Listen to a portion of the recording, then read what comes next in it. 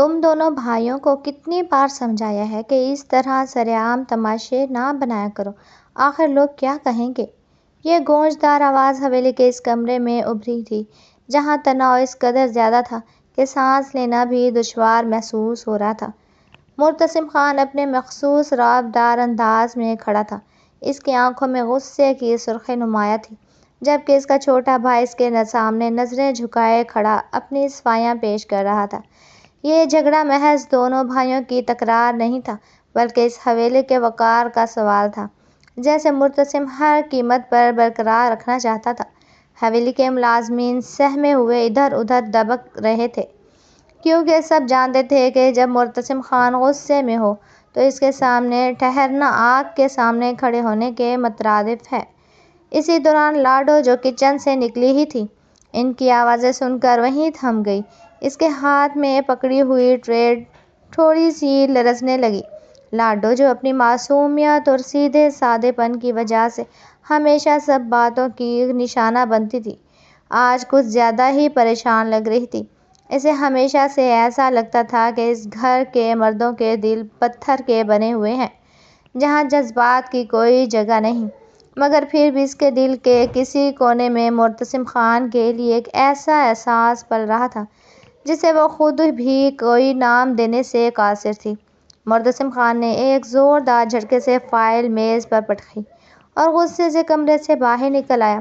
برآمدے میں اس کا سامنا لاڈو سے ہوا۔ ایک لمحے کے لیے دونوں کی نظریں ٹکرائیں۔ مرتسم کی سرد اور غصیلی آنکھیں دیکھ کر لاڈو کا سانس حلق میں اٹک گیا۔ مرتسم نے کچھ کہے بغیر اسے ایک گہری نظر سے دیکھا اور تیزی سے وہاں سے گزر گیا، مگر اس کے پیچھے چھوڑی ہوئی خوشبو اور اس کے رعب نے لاڈو کو وہیں ساخت کر دیا۔ کہانی کا اصل رخ تو تب مڑا جب حویلی میں ایک بڑی تقریب کا انعقاد ہوا، جہاں خاندان کے تمام افراد جمع تھے۔ لاڈو، جو ہمیشہ خود کو دوسروں سے کمتر سمجھتی تھی، آج کچھ الگ ہی نظر آ رہی تھی، مگر اسی محفل میں اس کے پسندیدہ شخص نے، جس کی ایک مسکراہٹ کے لیے وہ تڑپتی تھی، سب کے سامنے اس کی سانولی رنگت اور اس کی سادگی کا تمسخر اڑا دیا۔ یہ لڑکی اور ہمارے خاندان کی بہو، یہ تو کسی زاویے سے ہمارے معیار پر پوری نہیں اترتی۔ اس کے یہ الفاظ لاڈو کے کانوں میں پگھلے ہوئے شیشے کی طرح اترے اور سب کے سامنے تذلیل کا نشانہ بنتی رہی، اور کوئی بھی اس کے حق میں نہیں بولا، یہاں تک کہ مرتسم خان بھی خاموش کھڑا سب دیکھتا رہا۔ یہی وہ پہلا زخم تھا جس نے لاڈو کی زندگی میں عشق حقیقی کی بنیاد رکھنی تھی، کیونکہ جب دنیا دل توڑتی ہے تبھی روح کی آنکھیں کھلتی ہیں۔ ذلت کا وہ زہر لاڈو کے پورے وجود میں سرایت کر چکا تھا۔ محفل میں ہونے والی اس تذلیل نے اسے جیتے جی مار دیا۔ وہ اندھیری رات میں حویلی کی چھت پر اکیلی کھڑی تھی، جہاں آسمان کے تارے بھی اسے اپنی بے بسی پر نوحہ کناں محسوس ہو رہے تھے۔ آنسو تھے کہ تھمنے کا نام نہیں لے رہے تھے۔ اسے اپنی رنگت، اپنی سادگی اور اپنی اوقات پر پہلی بار اتنا دکھ ہو رہا تھا۔ اسی دوران قدموں کی چاپ سنائی دی اور جب اس نے مڑ کر دیکھا تو سامنے مرتسم خان کھڑا تھا۔ اس کے چہرے پر ہمیشہ کی طرح ایک پراسرار سنجیدگی طاری تھی۔ کب تک ان لوگوں کے لیے آنسو بہاؤ گی جن کی نظریں تمہیں تمہارے جذبوں کی قیمت مٹی سے زیادہ نہیں؟ مرتسم کی آواز میں ایک ایسی گونج تھی جس نے لاڈو کے سسکتے ہوئے دل کو جلا کر بخشی۔ لاڈو نے بھیگی آنکھوں سے اسے دیکھا۔ آپ بھی تو وہی تھے مرتسم، آپ نے بھی تو کچھ نہیں کہا۔ مرتسم ایک قدم آگے بڑھا اور اس کی آنکھوں میں جھانک کر نہایت دھیمے لہجے میں بولا، کچھ جنگیں خاموشی سے لڑی جاتی ہیں لاڈو، اور کچھ زخموں کا علاج صرف وقت کرتا ہے۔ یہ کہہ کر اس نے لاڈو کا ہاتھ تھاما۔ وہ پل جیسے صدیوں سے محیط ہو گیا۔ لاڈو کو لگا جیسے اسے کوئی مسیحا مل گیا ہو۔ اگلے کچھ دن لاڈو کے لیے کسی خواب سے کم نہ تھے۔ مرتسم خان، جو پہلے صرف غصہ کرنا جانتا تھا، اب لاڈو کے لیے نرم پڑنے لگا تھا۔ وہ اسے حویلی کی بالائی منزل پر لے جاتا، جہاں دنیا کے شور سے دور وہ دونوں گھنٹوں باتیں کرتے۔ لاڈو کے اس سحر میں ایسی گرفت ہوئی کہ اسے مرتسم کی ہر بات سچ لگنے لگی۔ مرتسم نے اسے وہ مقام دینے کا وعدہ کیا جس کی وہ حقدار تھی، مگر وہ یہ بھول گئی تھی کہ حویلی کے سرد مزاج مرد کبھی اتنی آسانی سے نہیں بدلتے۔ کہانی میں ہولناک موڑ تب آیا ہے جب ایک رات معتصم خان نے لاڈو کو وہیں چھت پر بلا کر نہایت سرد لہجے میں کہا، مجھے کچھ وقت کے لیے یہاں سے جانا ہوگا مگر تم میرا انتظار کرنا۔ لاڈو نے تڑپ کر پوچھا، کب تک؟ معتصم نے جواب دیا، جب تک تمہارا یہ انتظار تمہارا جنون نہ بن جائے۔ اور پھر وہ رات لاڈو کی زندگی کی آخری پرسکون رات ثابت ہوئی۔ تم معتصم خان کسی کو بتائے بغیر، کسی حساب کتاب کے بغیر غائب ہو گیا۔ لاڈو کا مان ٹوٹ گیا، اس کا اعتبار بکھر گیا۔ وہ روز اسی چھت پر کھڑی رہتی، گھنٹے دن بن گئے اور دن ہفتے، مگر معتصم نہ لوٹا۔ حویلی کے لوگ اب اسے طنز کی نگاہ سے دیکھتے۔ اس کی تذلیل پہلے سے بڑھ گئی تھی۔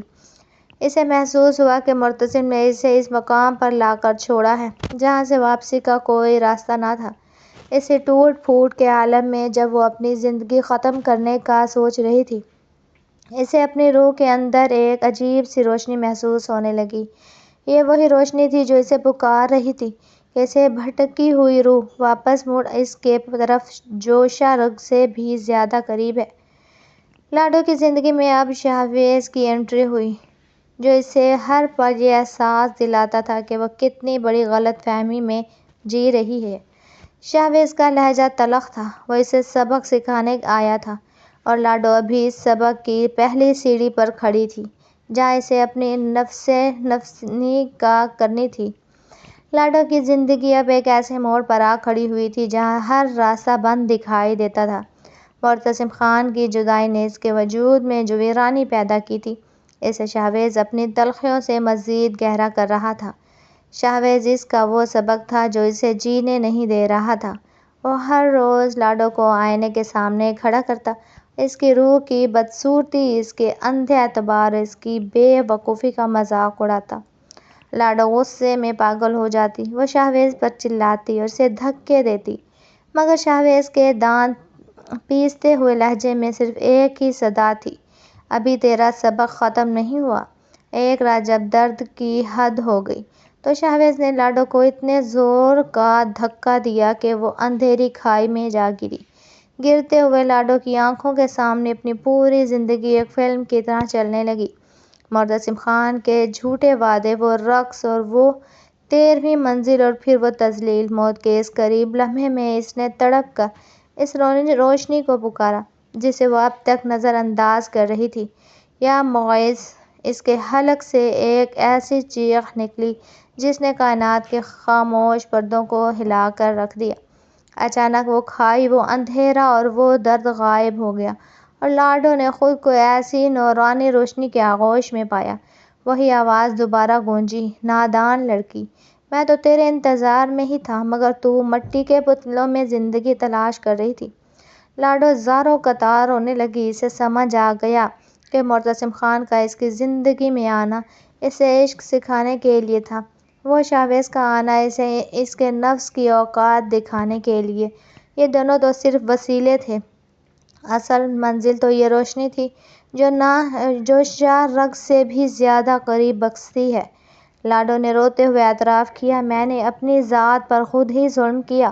میں ان گلیوں میں بھٹکتی رہی جہاں محبت کے نام پر صرف دل توڑے جاتے ہیں۔ روشنی نے اسے اپنے سحر میں لے لیا۔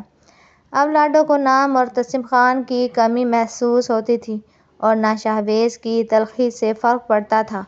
اس نے اپنی روح پر لگی وہ تمام کالک دھو ڈالی تھی جو دنیاوی خواہشات نے لگائی تھی۔